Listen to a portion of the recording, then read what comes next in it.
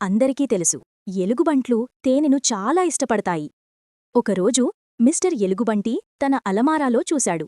కాని అక్కడ తేనె లేదు. అయ్యో, తేనె లేదు అని ఆయన ఆశ్చర్యంగా అన్నాడు. అతను అడవిలోకి వెళ్లి తేనె వెతకాలని నిర్ణయించుకున్నాడు. అడవిలో నడుస్తూ ఉండగా ఒక పెద్ద చెట్టులో తేనెగూడు కనిపించింది. తేనె వాసన వస్తోంది. తేనె అని ముక్కు పైకెత్తి వాసన చూశాడు. ఆతురంగా తన పంజాను తేనెగూడు లోపల పెట్టాడు. జ్ జ్ జ్ ఒక తేనెటీగ బయటకు ఎగిరివచ్చింది. హే ఎలుగుబంటీ, వెళ్ళిపో అని తేనెటీగ అంది. ఇది నీ తేనె కాదు. మిస్టర్ ఎలుగుబంటి చిరాకుగా, నేను నీకంటే పెద్దవాడిని, బలవంతుడిని కూడా, నేను ఏదైనా చేయగలను, కాబట్టి వెళ్ళిపో అని అన్నాడు. అని చెప్పి మళ్లీ తన పంజాను తేనెగూడు లోపల పెట్టాడు.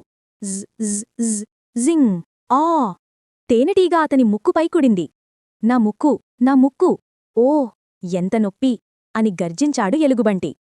కోపంతో ఒక పెద్ద కర్ర తీసుకున్నాడు. తేనెటీగను కొట్టడానికి ప్రయత్నించాడు. అతను ఊపుతూనే ఉన్నాడు, కాని తేనెటీగ చాలా వేగంగా తప్పించుకుంది. ఎలుగుబంటి మరింత కోపంగా మారాడు. గ్రా గ్రా నిన్ను బద్దలు కొడతాను, రా ఇక్కడికి అని కేకవేశాడు. తేనెటీగ భయంతో తిరిగి తేనెగూడు లోపలికి వెళ్ళిపోయింది. ఇప్పుడు నిన్ను పట్టేశాను అని ఎలుగుబంటి గర్జించాడు. తన కర్రతో తేనెగూడు పగలగొట్టాడు. స్మాష్ స్మాష్ స్మాష్ తేనెగూడు ముక్కలుగా పగిలిపోయింది. ఆ తరువాత ఒక విచిత్రమైన శబ్దం వినిపించింది.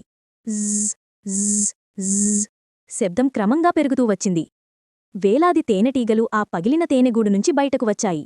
అవి ఎలుగుబంటి చుట్టూ తిరుగుతూ జ్జ్ జ్జ్ జ్జ్ జింగ్ జింగ్ అంటూ అతనిపై దాడి చేశాయి. అవి అతని చెవిపై కుడాయి, మోచేతిపై కూడా కుడాయి. అతని చేతులు, కాళ్ళు, కడుపు అన్నింటిపైనా కుడుతూనే ఉన్నాయి. ముఖ్యంగా అతని ముక్కుపై మరిన్ని కుడాయి. జింగ్ జింగ్ జింగ్ ఎలుగుబంటి భయంతో పరిగెత్తి తన ఇంటివైపు వెళ్లాడు. తలుపు బిగించి మూసేశాడు. బ్యామ్! ఇంతలో వెనుకనుండి ఓ స్వరం వినిపించింది.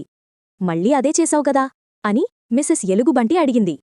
అవును అని ఎలుగుబంటి కన్నీళ్లు పెట్టుకుంటూ అన్నాడు. తన కుడుకులను లెక్కిస్తూ బాధతో ఊపిరి తీసుకున్నాడు. మిసెస్ ఎలుగుబంటి మందు తీసుకుని వచ్చి, ఇదిగో తేనెటీగ మందు, మరియు తేనె కూడా ఉంది, పిండి వెనుక ఉంది అని అంది. మిస్టర్ ఎలుగుబంటి ఆశ్చర్యపోయాడు. అతనికి తేనె దొరికింది, అది తన ఇంట్లోనే. అతను నవ్వుకున్నాడు. మిసెస్ ఎలుగుబంటి కూడా నవ్వుకుంది. తేనె తింటూ ఇద్దరూ సంతోషంగా ఉన్నారు. నీతి: కోపం ఎప్పుడూ సమస్యలు తెస్తుంది.